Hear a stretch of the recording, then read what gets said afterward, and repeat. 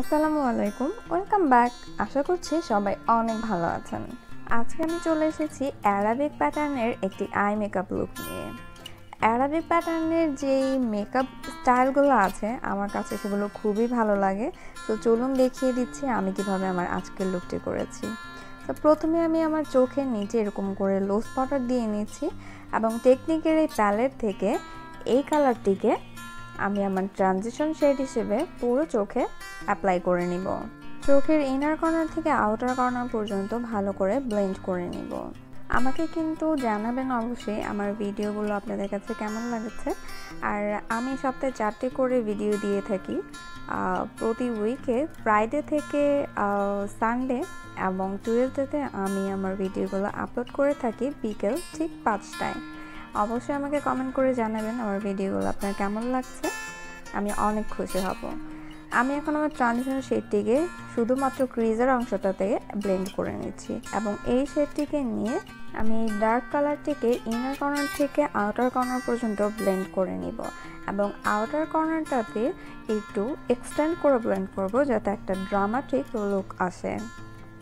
আপনি কিন্তু আমাকে কমেন্ট করে জানাতে পারেন যে আপনি কী ধরনের মেকআপ লুক দেখতে চান আমার কাছ থেকে, এবং আমি চেষ্টা করব সেই অনুযায়ী মেকআপ লুক ক্রিয়েট করার জন্য। এবং প্রোডাক্টের যদি কোনো রিকোয়ারমেন্ট থেকে থাকে তাহলে অবশ্যই আমাকে জানাবেন। আমি এখন কাট ক্রিজ করে নিচ্ছি আমার আইলিডের অংশটাতে। আমি এখন রেভেলেশনের C7 শেডটি ইউজ করছি কনসিলার হিসেবে। তো আমি পুরোটাতে ব্লেন্ড করে দিব এবং এই কালারটি নিয়ে আমি এখন আমার এই কাট ক্রিজের ফার্স্ট হাফ অংশে ব্লেন্ড করে দিব যাতে চোখের প্রথম অংশটাতে একটা ওয়ার্ম লুক আসে। আমি প্রোডাক্টের আরও ডিটেলস আমার ডিসক্রিপশন বক্সে দিয়ে দিব, কারো যদি প্রয়োজন হয় কাইন্ডলি চেক করে নেবেন। এখন টেকনিকের প্যালেটটি থেকে এই শিমার শেডটিকে নিয়ে আমি আমার ক্রিজের বাকি হাফ অংশে এই শেডটিকে ব্লেন্ড করে নিব। আমি আমার ব্রাশটিকে সেটিং স্প্রে দিয়ে একটু ভিজিয়ে নিয়েছি, এতে দেখা যাবে যে খুব ভালো একটা পিগমেন্টেশন পাওয়া যাবে। যারা এখন আমার সাথে ইনস্টাগ্রামে কানেক্ট হননি তারা আমার সাথে ইনস্টাগ্রামে কানেক্ট হতে পারেন। আমি ডেসক্রিপশন বক্সে আমার ইনস্টাগ্রাম আইডি লিঙ্কটা দিয়ে দিব। এখন আমি আবারও সেই নুড শেডটিকে নিয়ে সাইড দিয়ে একটু ব্লেন্ড করে দিচ্ছি। তো দেখা যাবে যে এখানে কোনো হার্শ লাইন ক্রিয়েট হলেও প্রবলেম নেই, তারপরও দেখতে ভালো লাগবে। তো এখন আবার ডার্ক কালারটিকে নিয়ে আউটার কর্নারের দিকটাতে একটু হালকা করে ব্লেন্ড করে দিচ্ছি। সো আউটার কর্নারে এতে দেখা যাবে যে কোনো হার্শ লাইন থাকবে না। এখন আমি আমার ট্রানজিশন শেডটি নিয়ে চোখের নিচের ল্যাশ লাইনটাতে ব্লেন্ড করে নিচ্ছি।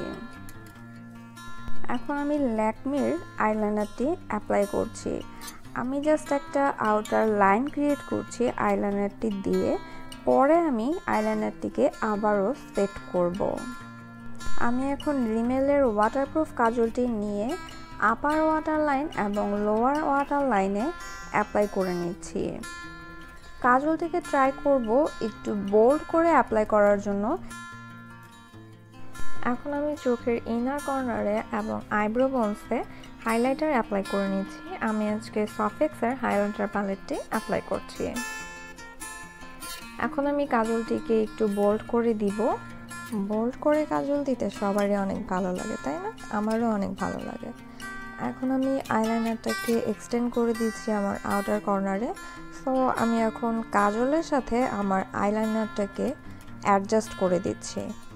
সো অ্যারাবিকরা দেখা যায় যে মানে অ্যারাবিয়ান স্টাইল যেটা, সেইখানে উইংটাকে একদম টানা টানা করে দেয়। আমার কাছে কিন্তু পার্সোনালি এরকম উইং একদম লম্বা উইং টেনে আইলাইনার দেওয়াটা খুব ভালো লাগে।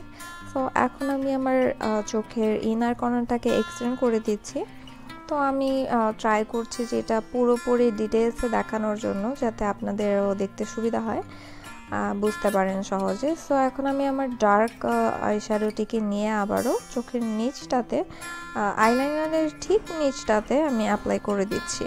আমি আমার লোয়ার ল্যাশ লাইনে এবং আপার ল্যাশ লাইনে W7-এর মাস্কারাটি লাগিয়ে নিচ্ছি